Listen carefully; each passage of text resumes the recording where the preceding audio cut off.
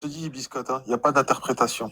Non, non, alors, Soit tu acceptes les hadiths, soit tu les acceptes tous, soit tu dis, bah non, moi je suis pas d'accord. Et les musulmans, ils sont pas assez courageux pour dire, il y a des hadiths qui causent vraiment des gros soucis. Il y en a énormément des hadiths qui posent des vrais soucis dans notre société qui ne sont pas applicables. Et je te jure que ces hadiths-là, j'aimerais qu'on même les supprimer tellement. Parce que c'est comme ça, les réformer, parce que ce n'est pas applicable et c'est même dangereux.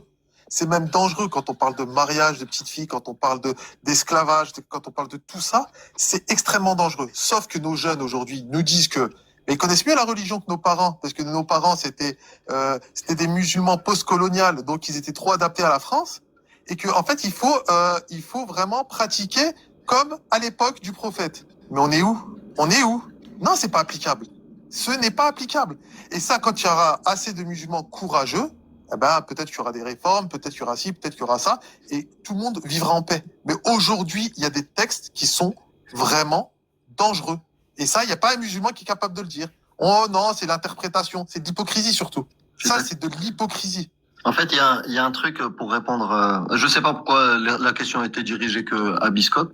Je vois pas l'intérêt. Mais c'était intéressant. Moi, ce que je pourrais te dire, c'est que il y a les textes, il y a le dogme et il y a les êtres humains.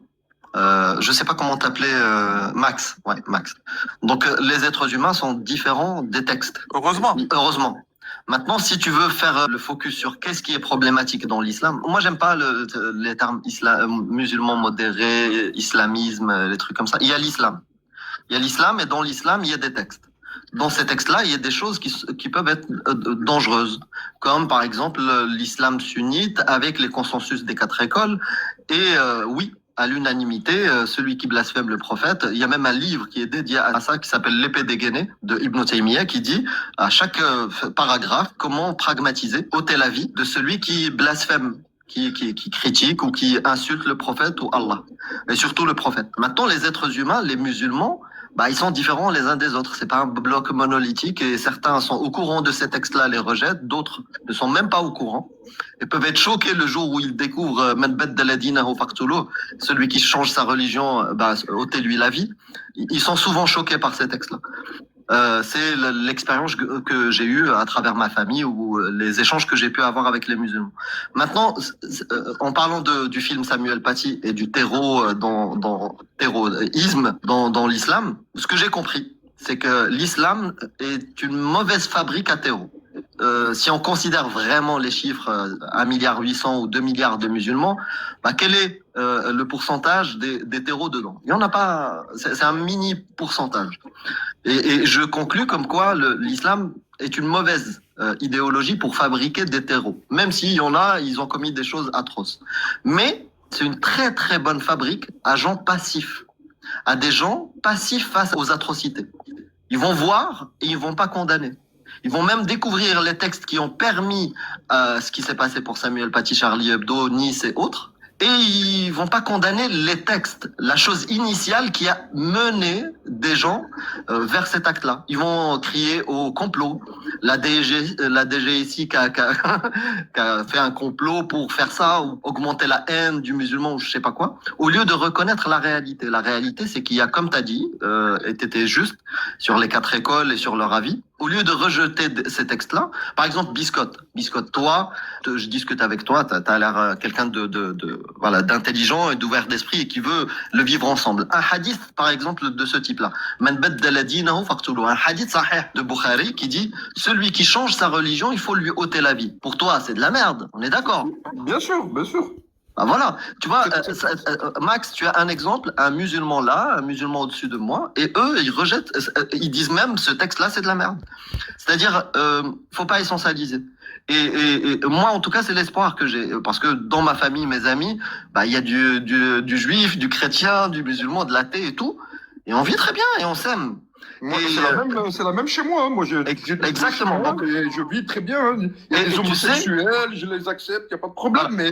Mais quand je parle avec un homosexuel, je ne vais pas l'insulter. Voilà. C'est ça que je veux vous dire. Je ne veux pas lui porter des paroles mauvaises qui va les prendre. Oui, mais je sais que tu as une sensibilité particulière à ça. Mais c'est pas grave. Mais en tout cas, toi, par exemple, la position que tu viens de tenir, Biscotte, Déjà, bloque tes messages. Je ne sais pas s'il y a des gens qui sont un peu... Non, mais il n'y a pas non. de souci, il y a pas de Parce souci. que, parce que puisque tu es musulman, et puisque oui. tu as dit qu'un hadith de Bukhari, c'est de la merde, il y en a qui vont venir te faire chier. Dans un pays, ça va. On est en France, c'est juste des messages, tu supprimes ton compte, tu passes à autre chose.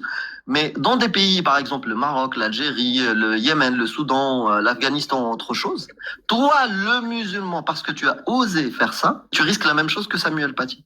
Et ça, il faut que les musulmans français se rendent compte de ça, de cette problématique dans leur texte et qu'ils la condamnent fermement. Si c'est fait massivement, l'essentialisation des musulmans de France diminuera. Si les musulmans de France n'osent pas faire ce travail-là, restent dans une forme soit d'ignorance ou d'hypocrisie, eh ben, les attaques envers eux vont continuer et vont être tout le temps mis dans le même sac. Et ce que je n'espère pas. Moi, j'aimerais bien que les musulmans de France dénoncent ces textes-là. Parce que il y a les hadiths, mais il y a les mêmes textes qu'on peut retrouver dans Surat Tawbah et dans le Coran aussi. Il faut qu'ils analysent ça et qu'ils arrivent avec leur avis et disent on dénonce cette interprétation-là. On dénonce, comme ce qui a été fait dans le christianisme, dans le judaïsme et autres. Si on prend les textes tels qu'ils sont dans toutes ces religions-là, abrahamiques, même autres, et qu'on les dénonce pas, ça peut créer des catastrophes. En tout cas, merci pour ta question, Max, c'était intéressant.